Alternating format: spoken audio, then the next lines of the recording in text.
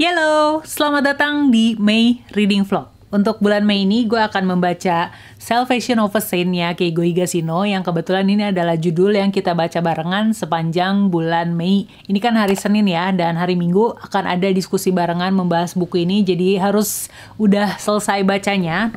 Tapi kayaknya sih bakal tamat ya 2-3 hari ke depan, karena semalam gue baca udah di halaman 84 dan lagi seru-serunya. Tapi takutnya ini bakal kayak Melis yang seru di awal, tapi terus 2/3-nya cuma berusaha mengungkap motif dari si pelaku. Nggak tahu juga, karena ini nama detektifnya juga baru, yaitu Detektif Galileo. Tapi gue belum ketemu sih yang disebut Detektif Galileo itu siapa gitu kan. Sementara kalau Melis itu detektifnya kan Kaga namanya ya. Jadi gue berharap metode penyelidikannya juga berbeda. Terus cara Keigo mengungkapkan misterinya juga mungkin semoga aja berbeda di kasusnya Detektif Galileo yang ini gitu. Terus selain itu gue punya ambisi untuk bisa juga menyelesaikan ini dia Funiculi Funicula, karena di tanggal 21 Mei bakal ada diskusi bareng juga di server Discord-nya Hestia gitu. Dan ini kayaknya nggak tebel, semoga aja udah selesai di tanggal tersebut. Terus gue juga berambisi untuk bisa menyelesaikan ini Burning Heat sebelum hari Minggu juga, karena di hari Minggu ada diskusi buku-buku Asia yang diadain sama Detektif ID bekerja sama penerbit Haru gitu kan. Dan temanya itu adalah novel misteri Asia dan isu sosial yang diangkat di dalamnya. Sebenarnya nggak harus baca novel Asia dari penerbit Haru sih, bisa dari terbitan mana aja. Tapi kayaknya kalau gue udah berhasil namatin ini, jadi bisa mengangkat novel terbaru gitu ya, yang diterbitin oleh Haru, dan isu sosial apa yang diangkat di dalam sini. Yaudah, doakan gue ya. Ikutin terus reading vlognya. Halo, ini hari Rabu tanggal 19 Mei. Gue baru aja selesai memandu diskusi di Instagram live-nya Lontara Aplikasi. Ada yang nonton? Oke, di hari Rabu ini gue udah membaca Salvation of a Saint itu sampai halaman 234. Tapi sebenarnya kemarin itu gue udah baca sampai 200-an, dan akhirnya kembali mengulang membaca dari halaman 150-an. Karena jujur ya, sebenarnya di beberapa buku kayak gue yang lain, bukan di beberapa, emang gue baru baca 2 bukunya Keigo Higashino, yaitu Newcomer sama Melis, juga gue menemukan sedikit kesulitan dalam memahami percakapannya gitu, dan itu berpengaruh ke penalaran terhadap kasus yang sedang diikutin ini gitu. Makanya banyak banget tuh liat post-it gue nandain bagian-bagian yang bikin gue bingung. Nanti pas diskusi online mungkin gue akan tanyakan ke teman-teman yang hadir, siapa tahu ada yang bisa membantu memberikan pencerahan. Kayak misalnya ya, contohnya apa ya, nanti dikasih tahu, spoiler lagi ya. Pokoknya ya gitu deh. Ada kalimat-kalimat yang bikin gue jadi tambah bingung gitu membayangkan situasi bagaimana racun itu bisa sampai ada. BTW dari kemarin gue belum ngasih tahu ya ini apa sinopsis atau blurb dari Salvation of a Saint. Jadi ini tuh ceritanya ada seorang pria ditemukan tewas karena minum kopi.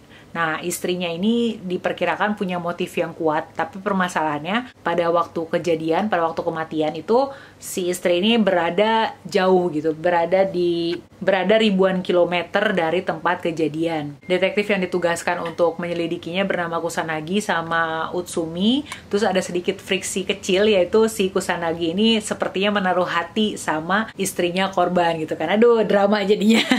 Tapi terus mereka berdua nih kayak istilahnya kayak stuck gitu deh. Mereka bener-bener nggak tahu bagaimana bisa racun itu ada, dan akhirnya minta bantuan ke ke Profesor Manabu Yukawa. Tapi bahkan ilmuwan jenius yang dijuluki Detektif Galileo itu kebingungan. Dia bingung gitu, kok bisa ada orang naruh racun tapi dari jarak jauh. Nah, disinilah kecerdasan sang profesor diuji, dan mereka harus menguak trik bagaimana racun itu muncul pada waktu yang tepat. Memang kasusnya lumayan rumit sih, dan mengingatkan gue sama komikonan, karena kalau arsenik tuh mengingatkan sama komikonan aja pokoknya. Di halaman 234 ini masih belum ada pencerahan, tapi sebenarnya gue punya teori sih mengenai bagaimana racun itu bisa sampai. Apakah teori gue benar? Gue harus baca dulu sampai habis. Kayaknya sih malam ini tamat, jadi besok gue bisa lanjut baca Funiculi Funicula supaya bisa ikutan diskusinya di hari Jumat keesokan harinya.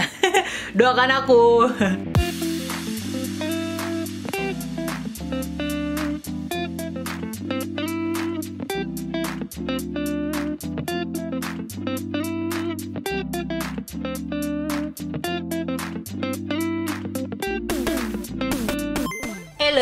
ini hari Kamis, tanggal 21 Mei. Semalam gue udah berhasil namatin ini Salvation of a Saint, dan endingnya bikin gue berkata WTF.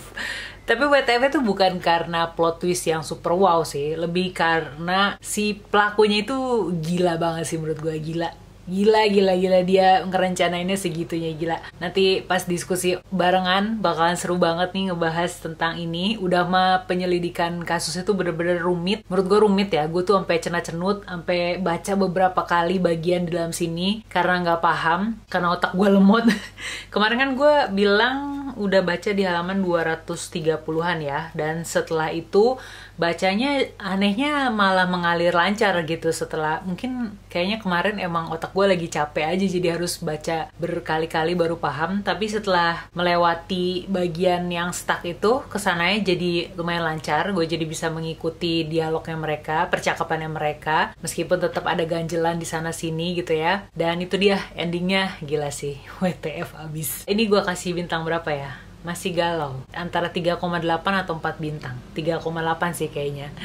Dan setelah ini gue mau lanjut baca ini dia, Funiculi Funicula, karena besok pengen ikutan diskusi bareng. Nah kalau ini kayaknya auranya beda dari novelnya Keigo. Yang ini lebih ke ada unsur magical realism. Biasa kalau Jepang kan suka ada cerita-cerita yang mengandung unsur magical realism. Nah kayak ini salah satunya. Sepertinya loh ya, gue baca dulu, nanti baru gue kasih tahu impresinya seperti apa setelah membaca buku ini. BTW covernya lucu ya, lebih lucu cover yang Indonesia gitu dibanding yang versi Inggris. Ikutin terus reading vlog bulan Mei ini. Halo, ini hari Minggu tanggal 23 Mei. Sebentar lagi jam 2. Ini baru setengah 2 sih, setengah jam lagi.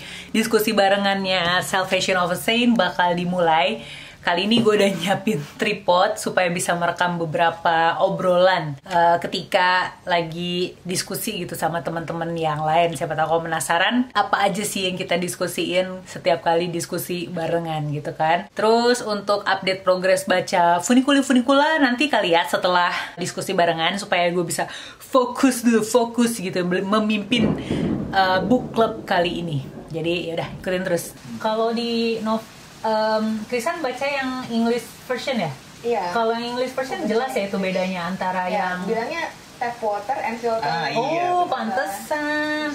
Saya nonton di doramanya kan memang bahasa Inggris ya kan. Jadi pas dia nunjukin diskusi barengannya sudah selesai. Seneng banget tadi yang ikut ada 20 orang lebih. Bahkan kalau nggak salah di awal-awal tuh sampai 30 orang gitu ya yang join. Cuman kayaknya ada beberapa ada yang nggak bisa ikutan lama-lama gitu kan. Jadi yang bertahan sampai akhir itu ada 23 orang. Kurangin gue jadi 22 ya. 22 orang yang ikutan. Wah senang sekali. Kayaknya fansnya Keigo tuh banyak ya. Apakah kamu salah satunya juga? Kasih tuh di kolom komen di bawah ya. Nah sekarang gue lagi mau nunggu jam 7 malam karena bakal ada acara buku lagi. Yang ini acaranya diadain sama Detectives ID barengan penerbit Haru. Kita bakal ngomongin tentang isu-isu sosial yang terdapat dalam novel misteri Asia. Menarik kan? Dan emang banyak banget sih kayaknya ya kalau di novel-novel Asia, termasuk yang novel Keigo yang baru saja dibahas di diskusi barengan tadi. Sambil nunggu jam 7 gue mau unboxing. Ini udah nyampe dari kemarin dan gue mencari waktu luang untuk membuka paketnya. Jadi mari kita lihat isinya apa. Tada! Ada yang bisa nebak? Komik. Ini adalah komik Let's Have Some Soup. Gue udah baca 2 volume awal, nomor 1 sama nomor 2. Karena gambarnya lucu, suka banget sama gambarnya. Ini tipenya slice of life gitu, jadi sebenarnya mau baca volume manapun nggak terlalu ngaruh. Di dalamnya pasti akan ada cerita-cerita baru dan resep-resep baru, itu yang gue suka sih. Abis kayaknya gue keseringan beli novel gitu ya, udah keseringan beli novel tapi bacanya lambat, ya udah akhirnya gue beli komik aja gitu, yang mana sekali duduk juga langsung tamat. Apalagi sekarang tuh tiap bulan kayaknya ada aja gitu ya novel-novel bagus yang diterbitin sama penerbit. Rekening gue meronta-ronta gitu kan, minta diisi.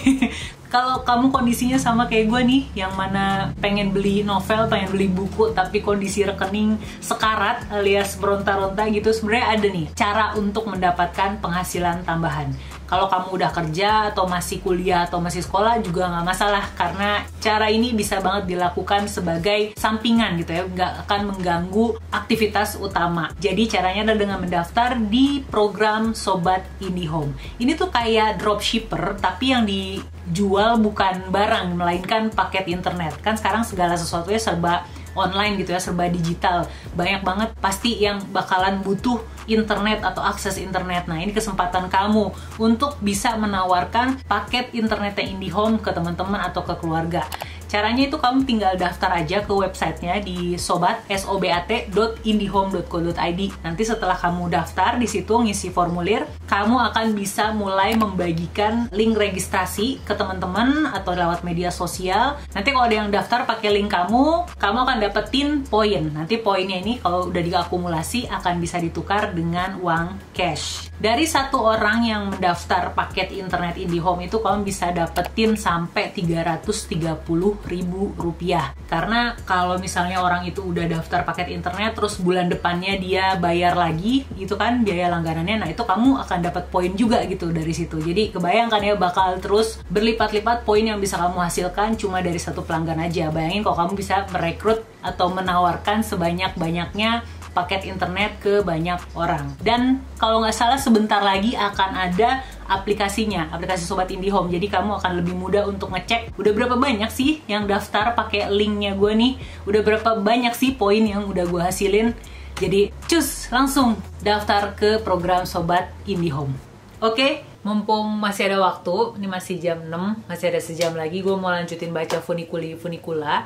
Jadi tuh kemarin kan diskusinya tuh hari Jumat ya, diskusi buku ini di servernya Hestia. Tapi terus gue belum selesai dan takut kena spoiler, jadi malah nggak ikutan. Progres bacanya sekarang udah di halaman 150 dari 223 halaman. Dikit lagi sih. Jadi ini tuh bercerita tentang sebuah cafe yang mana orang tuh bisa kembali ke masa lalu. Tapi banyak banget persyaratan yang harus dipatuhi, karena kalau nggak lumayan riskan gitu deh perjalanan ke masa lalunya itu. Kalau nggak salah gue tuh baca sedikit sekilas review dari akun Sulhan Habibi, katanya ini tuh mengandung bawang kan, dan iya ini kayak menyentuh gitu, sedih ya ampun. Dan ini formatnya tuh kayak terdiri dari beberapa cerita, tapi meskipun terdiri dari beberapa cerita, tokoh-tokohnya tuh masih berkaitan. Terutama tokoh utamanya adalah si pemilik kafe sama seorang pelayan yang adalah sepupunya dari pemilik kafe itu gitu. Sekarang gue udah masuk ke cerita yang ke 1, 2, 3. Oh ya, lagi masuk cerita ketiga tapi udah mau habis kayaknya.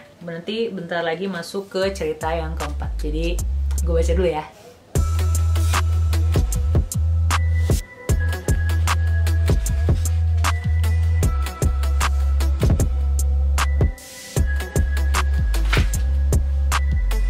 Akhirnya gue sudah selesai membaca Funicula. Terus kesimpulannya, ini kan ada 4 cerita gitu ya di dalamnya.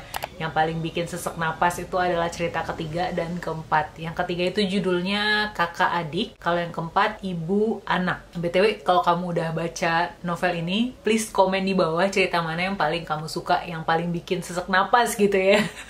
Gak sampai menangis sih, cuman kayak nyesek gitu loh bacanya. Yang Kakak Adik karena gue sebagai orang yang punya adik perempuan sama kayak si tokoh ini, dan kita cuma tinggal berdua gitu ya, kayak bisa ngerasain gitu loh apa yang dirasakan oleh si tokoh bernama Hirai di sini. Terus kalau ibu anak ya ibu terhadap anaknya gitu gimana sih?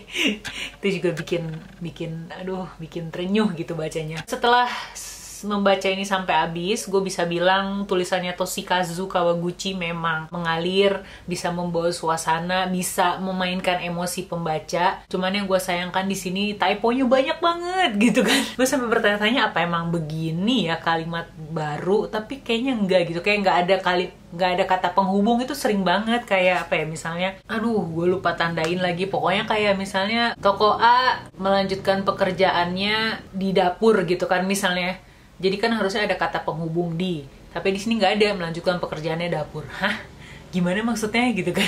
Terus kadang juga ada typo-typo yang memang salah ketik, yang bikin kayak gatel pengen benerin gitu kan. Dan karena faktor-faktor tersebut, gue mau kasih novel ini 3,8 dari 5 bintang. BTW, gue mau tanya deh, kira-kira apa faktor yang membuat kamu tuh suka menonton reading vlog di channel ini? Karena jujur suka bingung gitu ya, suka bertanya-tanya apa yang menarik dari reading vlog yang gue bikin tiap bulannya gitu. Soalnya pemandangannya ini aja gitu. Mayoritas gue selalu bikin videonya tuh di kamar. Ada beberapa yang di luar tapi nggak sering karena faktor lagi covid juga kan. Boleh kasih masukan atau kasih komen di bawah mengenai apa yang kamu suka dari reading vlog di channel ini, karena gue lagi mempertimbangkan untuk tidak melanjutkan reading vlog di bulan depan. Pengen ngeganti formatnya, format video yang berbeda, jadi tetap berasanya kayak vlog, kayak tetap bisa ngelihat keseharian gue atau mungkin melihat angle-angle lain di setiap video yang gue bikin gitu. Tapi masih belum tahu juga, butuh masukan dari teman-teman. Jadi please kasih tahu opininya atau kesannya selama menonton reading vlog dari tahun lalu sampai bulan ini. Tapi jangan lupa like dulu video ini kalau kamu suka, subscribe juga ke channel ini, dan May Reading Vlog gue akhiri sampai sini. Sampai ketemu lagi di video selanjutnya ya. Dadah!